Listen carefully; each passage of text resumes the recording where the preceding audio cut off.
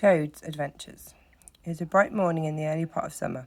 The mole and the water rat had been up since dawn, very busy on matters connected with boats and the opening of the boating season, painting and varnishing and mending paddles and so on. They were finishing breakfast in the little parlour when a heavy knock sounded at the door. "Bother!" said the rat all over egg. "See who it is, Mole, like a good chap."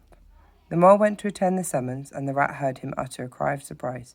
Then he flung the parlour door open and announced, with much importance, "Mr. Badger!" This was a wonderful thing, indeed, that the Badger should pay a formal call on them, or indeed on anybody. The Badger strode into the room with an expression full of seriousness. "The hour has come," he said with great solemnity.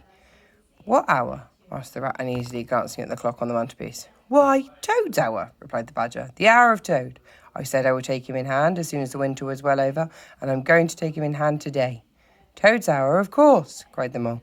"I remember now. We'll teach him to be a sensible Toad." "This very morning," continued the Badger, "another new and exceptionally powerful motor car will arrive at Toad Hall. We must be up and doing ere it is too late. You two animals will accompany me instantly to Toad Hall, and the work of rescue shall be accomplished." "Right you are," cried the rat. "We'll convert him. He'll be the most converted Toad that ever was before we've done with him."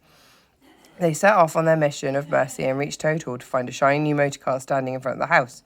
As they neared the door, it was flung open, and Mr. Toad, arrayed in goggles, cap, and gaiters, came swaggering down the steps. "Hello!" he cried cheerfully. "You're just in time to come with me for a jolly. His hearty accents faltered as he noticed the stern look on the countenances of his silent friends. The Badger strode up the steps. "Take him inside," he said sternly to his companions. Then, as Toad was hustled through the door, struggling and protesting, he turned to the chauffeur in charge of the new motor car and said, "I'm afraid Mr. Toad has changed his mind. He will not require the car." Then he followed the others inside and shut the door. "Now then," he said to Toad, "first of all, take those ridiculous things off." "Shan't," replied Toad with great spirit. "Take them off him, then, you two," ordered the Badger briefly. They had to lay Toad out on the floor, kicking and calling all sorts of names, before they could get his motor clothes off him. "You knew it must come to this, sooner or later, Toad," Badger explained severely. "You're getting us animals a bad name by your furious driving and your smashes and your rows with the police. Now, I don't want to be too hard on you. I'll make one more effort to bring you to reason. Come with me and hear some facts about yourself, and then we'll see whether you come out of the room the same Toad that you went in." He took Toad by the arm, led him into a room, and closed the door. "That's not good," said the rat contemptuously. "Talking to Toad will never cure him. He'll say anything." After 3/4 of an hour, the Badger reappeared, leading by the paw a very limp and dejected Toad. His skin hung baggily about him, his legs wobbled, and his cheeks were furrowed by the tears so plentifully called forth by the Badger's moving discourse.